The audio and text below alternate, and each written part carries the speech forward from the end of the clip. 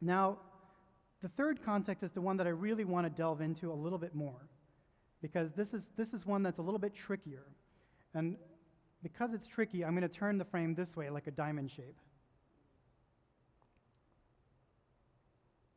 This context takes a little bit of turning on our part.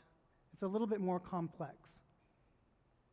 Because in this context, it is actually Jesus who would be the learner.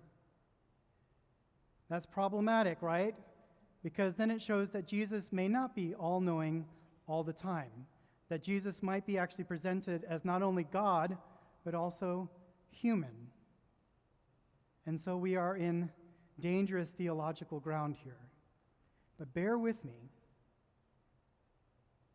I'm wondering, just like in godly play, we just heard about, they wonder about passages, right? I'm just wondering if we see this passage as Jesus being a little bit more human and maybe even being biased, having some bias about people who are not of his own background. That's life-giving for me.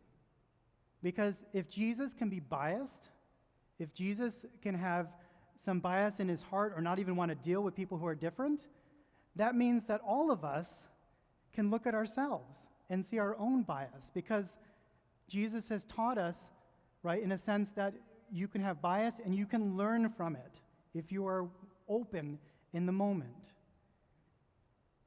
Bear with me. And so it's possible in this third context that it is not Jesus who is teaching, but the woman who is teaching Jesus. And for me, this resonates very much with a minority context, right? Or a person who is not in power. Because when a person who is not in power has to face someone who is in power, they can't talk directly, right? They have to hint at the truth in the moment. Does anyone feel this when you're not in power? Can I hear something here? Yeah? Does this resonate with anybody? And when you are not the one in power, you got to choose your words carefully.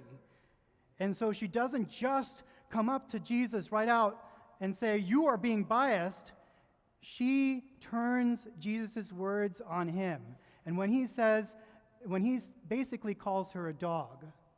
Okay, now in Jewish custom, a dog was very beneath people, right? It was almost like Jesus was swearing at this woman. It reminds me of a guy when I was slowing down on the Kalamazoo Mall. He wasn't really glad that I was doing that. And so he leaned out his window and he started to say things, mouthing at me. And my heart started beating. But it's okay, because as he left, he gave me the sign that I was still number one in his book.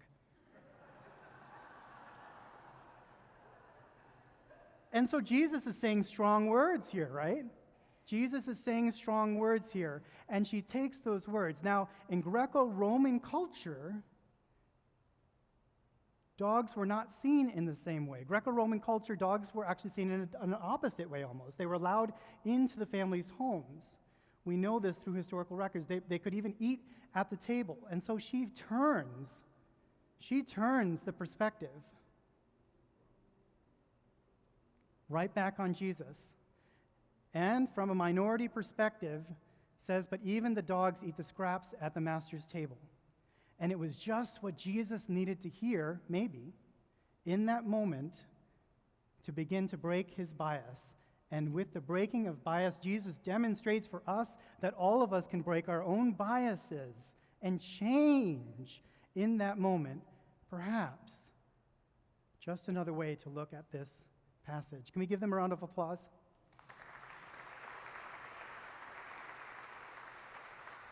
Thank you.